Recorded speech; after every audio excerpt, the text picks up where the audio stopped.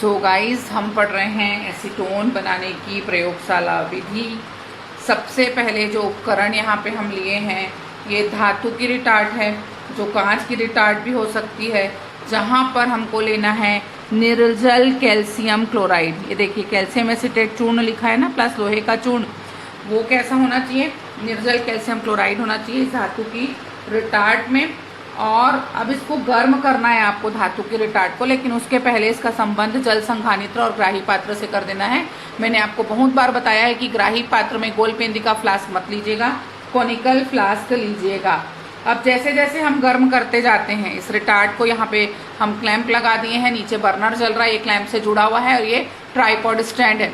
जैसे जैसे हम एसीटोन को गर्म करते जाते हैं, कैल्शियम निर्जल कैल्शियम एसिटेट को गर्म करते चले जाते हैं, एसीटोन की वाष्प संघनित होती चली जाती है और जल संघानित्र से होती हुई अशुद्ध एसीटोन इस ग्राही पात्र में एकत्र होती है।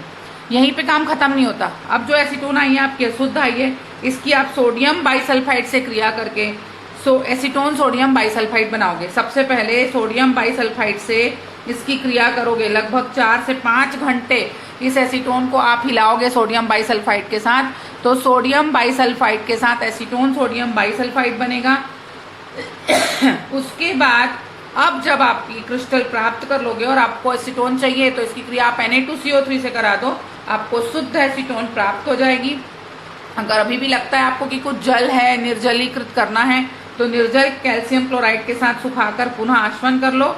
56 डिग्री पर आपको शुद्ध और शुष्क एसीटोन प्राप्त हो जाएगी। ये देखिए chemical reaction, CH3COO CH3CO Ca शुष्क आसवन किया है आप, ये पूरा CaCO3 निकाल दो आप, ये यहाँ से यहाँ तक, और ये बचेगा आपका CH3CO CH3, ये एसीटोन मिल जाएगा।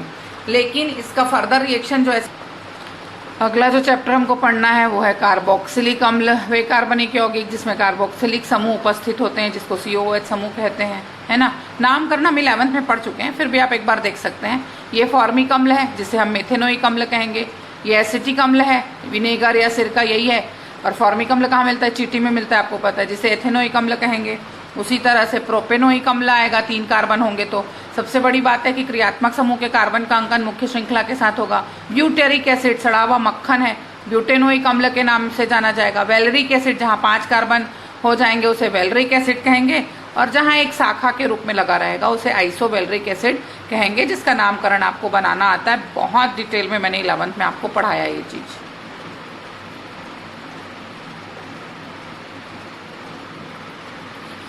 बनाने की विधि में सबसे पहले आपको ऑक्सीकरण करना है। ये एल्डिहाइड है, जोन सभी कर्मक डालेंगे आप, K2Cr2O7 और H2SO4 ऑक्सीजन ऐड होगा, तो ये CH3CHO की जगह COOH हो जाएगा, एसिटिक अम्ल बन जाएगा।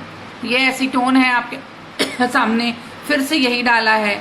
लेकिन एसीटोन जब भी कार्बोक्सिलिक अम्ल देगा तो साथ में वो CO2 और H2O मुक्त करेगा। मतलब क्या हुआ? ये वाला यूज हुआ, COO, यहाँ से एक H उठाया आपने तो ये बना CH3COH, यहाँ का एक C CO2 के रूप में निकला और एक H2O के रूप में निकला। तो यहाँ ऑक्सीजन की जो टोटल मात्रा लगी है वो 4 मोल है। कुल 5 ऑक्सीजन है, यहाँ देखिए 2 3 2 5, तो यहाँ 4 मोल लिखेंगे आप ऑक्सीजन। क्लियर? सेम रिएक्शन है जिसको हम आगे बढ़ा सकते हैं, है ना। पहले हम एल्कोहल से कराएंगे, क्या चीज? JR, यानी जोन सभिकर्मक की क्रिया, तो एल्डिहाइड बनेगा, और एल्डिहाइड को ऑक्सीकृत करेंगे तो एसिड बनेगा। तो ये सेम रिएक्शन है जो कि हमने ऊपर किया, लेकिन इसको हमने एल्कोहल से शुरू किया है। क्लियर?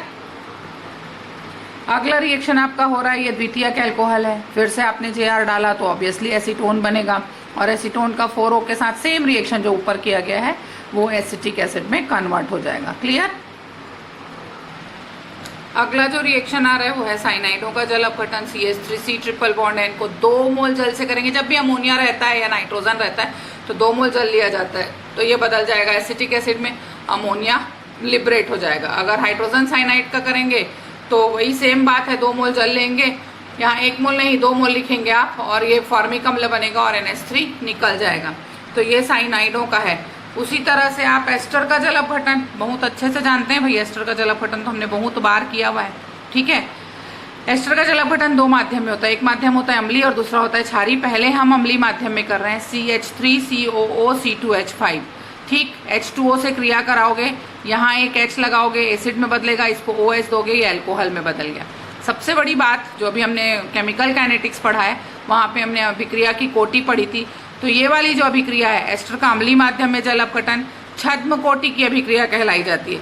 और यही देखिए एस्टर का क्षारीय माध्यम में जल अपघटन हो रहा है, जो प्रथम कोटि की अभिक्रिया हो जाएगी। ये देखिए फिर से एस्टर C2H5 है ना, ये NaOH है। इस बार क्या करोगे आप, इसको Na दोगे तो CH3COONA बनेगा और ये अल्कोहल के रूप में निकलेगा। फिर इसकी आप जल से अभिक्रिया करा दो, ये एसिड में बदल जाएगा और NaOH वापस बाहर निकल जाएगा। ये NaOH हो जाएगा और H एसिड के पास आ जाएगा। ठीक है, ये रिएक्शन हम बहुत बार कर चुके हैं, आपका एक रिपीटेशन। ये देखिए ट्राई हेलोजन व्युत्पन्न के क्षारीय जल अपघटन से करना। ये था आपका क्लोरोफॉर्म, 3 के OH से आपने क्रिया कराया, तीनों के Cl निकला और 3 OH जुड़ गया है ना। इसलिए मैं ये वाला रिएक्शन आपको पूरा दिखा रही हूँ ताकि आप अच्छे से समझ पाएं। उसके बाद आप इसको निर्जलीकृत करिए तो 1 मोल जल हटेगा तो आपको फॉर्मिक एसिड मिल जाएगा।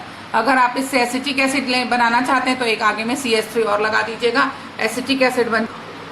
अगली 2 अभिक्रिया और देखिए, एक है आपकी एसिटल क्लोराइड से क्रिया। ये अम्ल के भी उत्पन्न नहीं है, आप ये एसिटल क्लोराइड है, इसकी आप जल से क्रिया कर रहे हैं। HCl बाहर करिए, OH जोड़ दीजिए, देखिए acetic acid plus HCl, heat का साइन लगाना जरूरी है। ये है एसिटामाइड CH3CONH2, इसमें भी जल दे रहे हो आप, तो फिर से वही बात है, इसको OH दे दो, इसको H दे दो, या अगर इसको जोड़ोगे तो NH4Cl के रूप में भी निकाल सकते हो। तो ये एसिटिक एसिड बनता है। ठीक है, अगला हम क्या कर रहे हैं, कार्बन डाइऑक्साइड की क्रिया ग्रिग्नार्ड अभिकर्मक से करा रहे हैं। जो काम करेंगे इस डबल बॉन्ड में करेंगे, एक तरफ OMG करेंगे, एक तरफ CH3 लगा देंगे, देखिए। अब फिर इसका जल अपघटन करेंगे तो CH3COOH इसको देंगे और इसको बस H दे के हटा देंगे, MgOH के रूप में ये बाहर आ जाएगा। एक जो लास्ट विधि है बनाने की वो देख लीजिए। आपकी जो सबसे लास्ट विधि है वो है डाई कार्बोक्सिलिक अम्लों के साथ कैसे बनाएंगे आप। तो आप ये ऑक्जेलिक अम्ल लिए हैं, 110 डिग्री पर गर्म कर दीजिए, फॉर्मिक अम्ल फॉर्म हो जाएगा, CO2 निकल जाएगा। उसी तरह से मैलोनिक अम्ल है, इसको भी गर्म कर दीजिए, तो ये देखिए ये हो जाएगा आपका CH3COOH, ये वाला H इसको दे दीजिएगा और ये CO2 बाहर उड़ा दीजिएगा। ठीक है, so it is all about आपके बनाने की विधि। एक लास्ट रिएक्शन आप और देख लीजिए, सोडियम हाइड्रोक्साइड का आपको क्या करना है, जल अपघटन करना है। ये देखिए NaOH की कार्बन मोनोऑक्साइड से क्रिया कर रहे हैं आप 473 केल्विन और 8 से 10 वायुमंडलीय दाब पर। तो पहले आप सोडियम फॉर्मेट बनाएंगे, HCONA, फिर जल निकालेंगे तो फॉर्मिक एसिड बनेगा और NaOH बाहर निकल जाएगा। क्लियर।